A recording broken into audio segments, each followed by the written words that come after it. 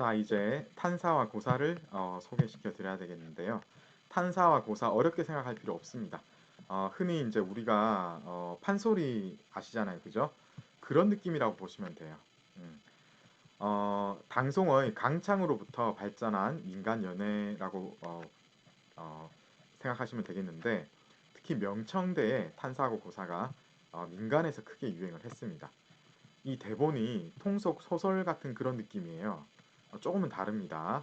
왜냐하면 음영체로 구성이 되어 있기 때문에. 그러니까 판소리 그거 생각하시면 됩니다. 음영체, 읊조린다는 말이거든요. 그러니까 시를 읽기도 하고 혹은 이제 대화문도 전부 판소리 생각하시면 되는데 뭔가 이제 노래하듯이 그렇게 한다는 거예요.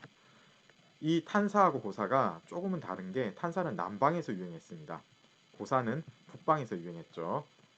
그래서 각각 쓰이는 악기가 다를 수밖에 없어요.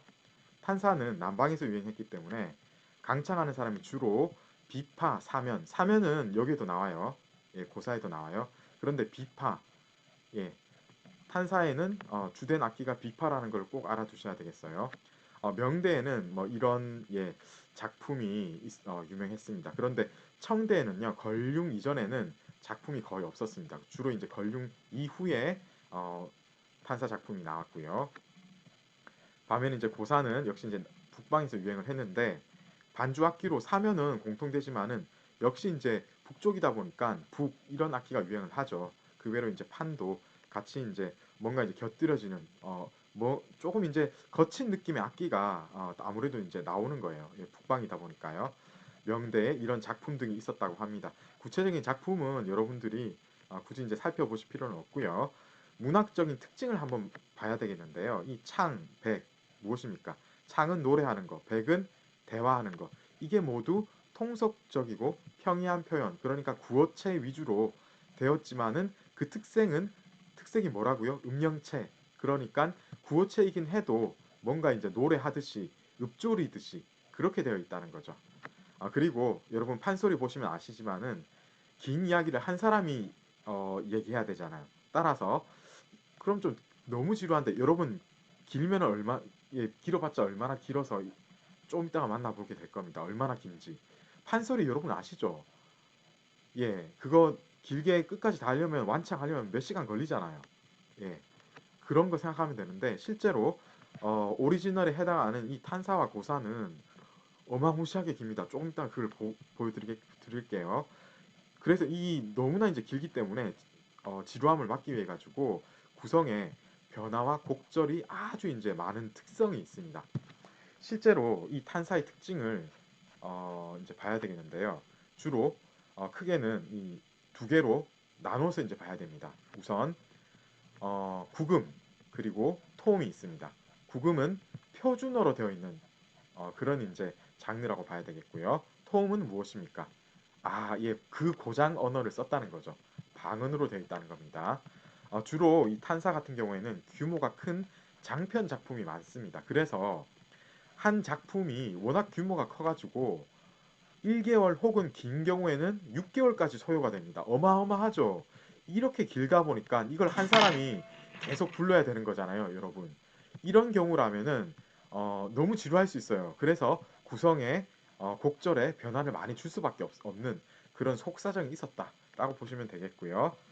주로 이제 보면은 규중에 의해서 소비되고 창작도 이루어졌다고 하는데 여러분 규중은 무엇입니까?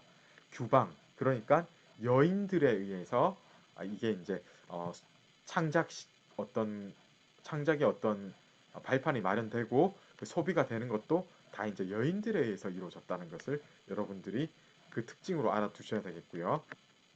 따라서 이 여인들의 어떤 창작이다 보니까 감각이 섬세하고 짜임새도 굉장히 빈틈이 없이 구성이 잘 되어 있는 그런 특징이 있습니다.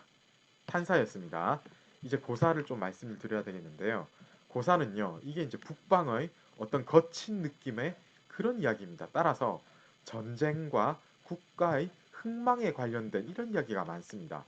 이게 이제 억세고 활동적인 북방인의 기질 그리고 북소리 이런 게 들어가야지 좀 맞잖아요, 그죠? 전쟁 이야기에 북소리가 들어가야지 깽깽이 소리가 들어가면 안 되잖아요, 그죠, 여러분? 그런 거라고 보시면 되겠습니다. 그리고요, 이게 이제 국가의 흥망, 예, 전쟁의 어떤 여러분 전쟁은 한 차례의 전투로 끝나는 게 아니지 않습니까? 여러 차례의 전투로 이루어지다 보니까 이것도 고사도 역시 이제 대규모의 장편이 많이 있었습니다.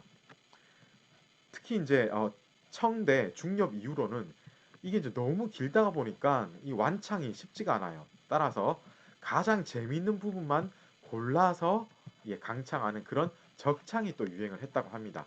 그리고 자제서가 유행을 했는데 이게 뭐냐면은 만주팔기 이야기했었죠. 팔기군 아시죠? 팔기군 중에서도 사실은 만주팔기가 있었고 예, 몽고팔기가 있었고 예, 그리고 한나라 팔기가 있었어요. 한인 팔기가 있었어요.